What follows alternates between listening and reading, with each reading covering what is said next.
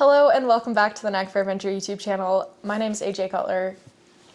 My name is Nick. And today we are doing an episode about a question that we've gotten a couple times, or at least Nick has gotten a couple times, about his ACL injury that he had, 2 years ago? Mm-hmm. But before we begin, I just want to do a couple small business shout outs.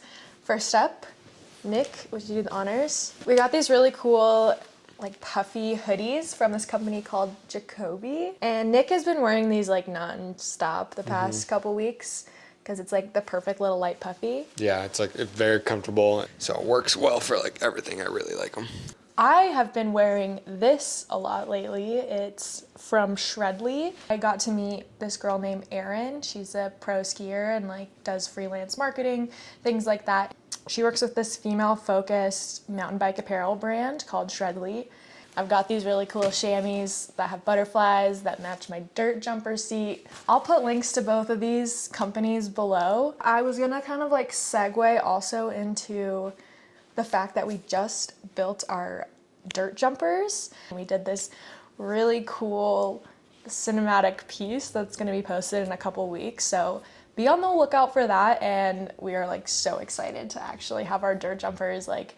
We've been ordering the parts for the past couple months and everything is finally here and built. We're excited to take you along with some dirt jumper adventures this summer. We can start on the ACL questions, and I guess it's a good place to start with how did it happen?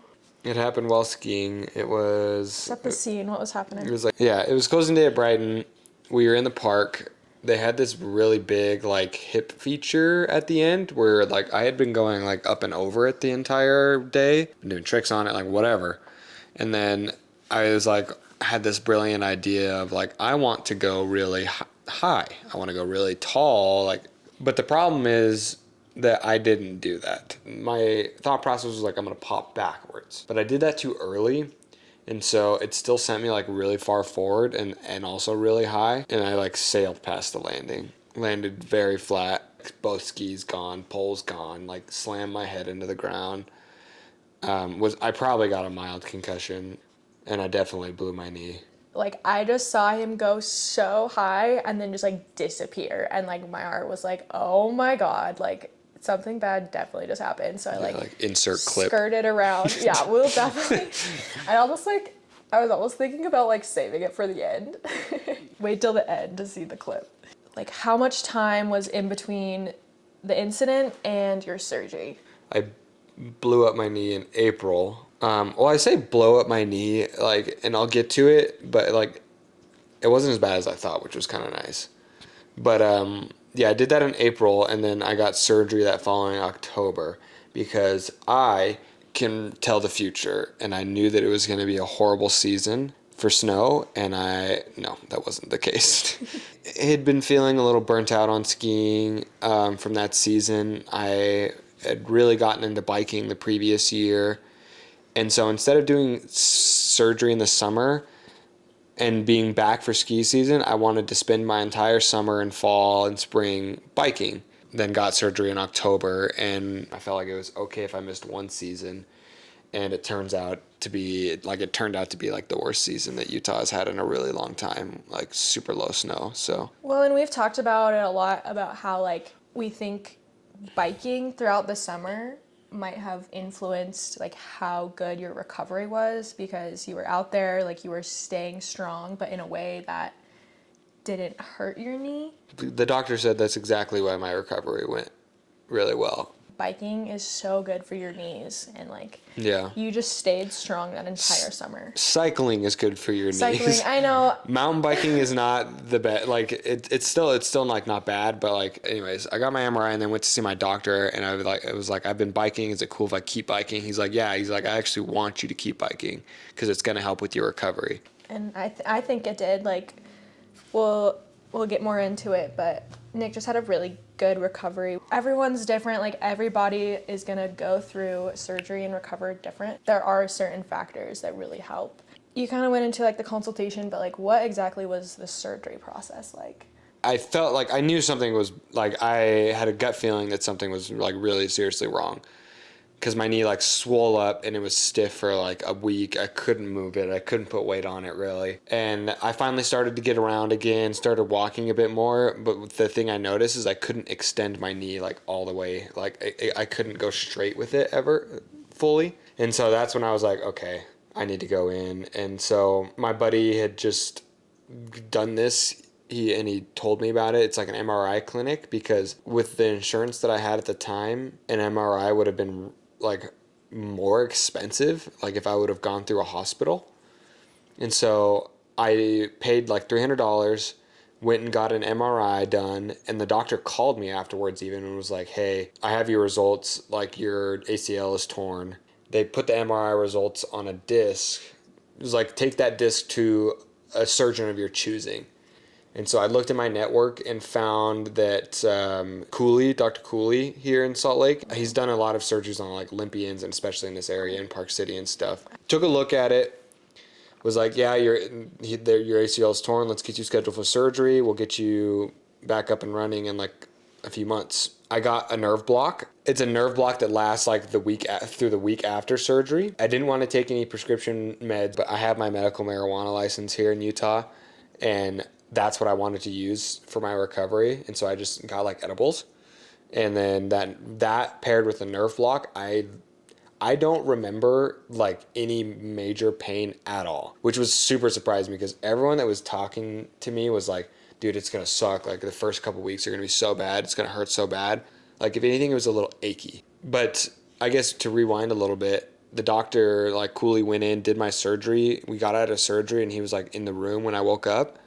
Or he came into the room after I woke up, and he was like, dude, your knee's in like really good condition actually. Like your ACL was torn. I repaired it, took the graft from your hamstring, which is like, so it's really gnarly. They take like a pipe and they like run it up your leg or down your leg or something and tear off a piece of your hamstring and mold it into your new ACL and then graft it to your knee. Well, and you said like most of your pain was from that point, like on the back of your... Even now, yeah. Even now, I still can feel... I can feel where they grafted it to my knee, and then I can feel where they took from my hamstring. I guess that was the surgery process. And then I threw up in the car and You did throw up in the car. That's okay. But that was my only... They were like, you're going to throw up. And I was like, no way. I don't throw up. Like... Didn't even make it out of like the hospital parking lot. It's like in the hospital parking lot, yeah.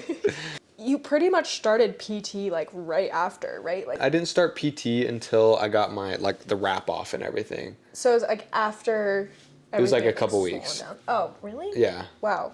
I didn't realize that it was. It was like a couple weeks. Because like they immobilize it basically. They lock your knee out and then they wrap it up. So and they just have you do like exercises with your foot. Yeah, because that's maybe what I remember is I still remember like moving your ankle or like. And I think having a little bit of movement. So I think that's mostly to like prevent like clotting and like a couple weeks after they take your they take your wrap off and then they open up your brace a little bit so you can start flexing your knee, but you're still on crutches. And then that's when I started PT. I went into oh man, I forget what the place is called. Maybe we can just put it in the description or something. I'll put it here. Yeah, there we go. Here. once Nick finds the actual name of the place, but they did a really good job. They had some cool like techniques in there. They had this thing called like blood flow restriction therapy, which is like a thing that a lot of like athletes use apparently. Well, so was like that. What did you call it? Blood circulation. Blood flow restriction therapy. Blood flow restriction therapy. Do you think that was like the most helpful PT, or was there anything else that you were like, if you tear your ACL, like make sure to include this into your PT routine? I feel like the blood flow restriction therapy was really, I don't think there's a lot of like studies on it though. Like it's like, I don't know if it's new or if it's rare. Maybe I just trusted them too much and it's just like a load of crap, but like. The placebo effect. Yeah, actually I have a video of it. They do the thing where they're like measuring your heartbeat, like they wrap your leg and like cut off circulation. And then they have you do a bunch of exercises with your knee while your blood flow is restricted. And then they let all of that blood flow go back to the area that they restricted it from. And it's like when they restrict your blood flow, it's supposed to like build up a bunch of proteins or something like that in your blood, and that goes straight to the area you were exercising after they let it go. Yeah, but it definitely could have been like multiple factors, like you said. Like, yeah, it's I think it was combined. I think it was rather than like one attitude. Thing. Is like my number one. So like, do you have another question? That was like my last question that you're gonna just take it away with. But it's just the mental aspect, just because being an athlete and having any sort of injury where you're not able to do the thing that you enjoy, where your community is, like you're not able to be a part of that. And I feel like mental aspect is like one of the biggest things. So I just want to know, like, how do you stay positive? Like, what's your advice?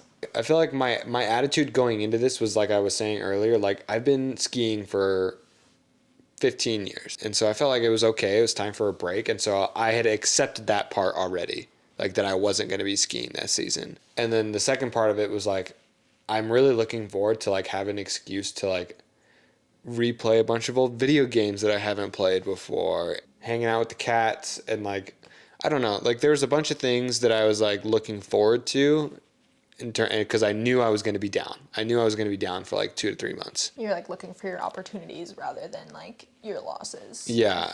And I knew it was going to be hard though too. Like, don't get me wrong. Like, it still sucked. Like watching AJ go skiing every week, like it still sucked. Like was on crutches and like couldn't really enjoy Oktoberfest.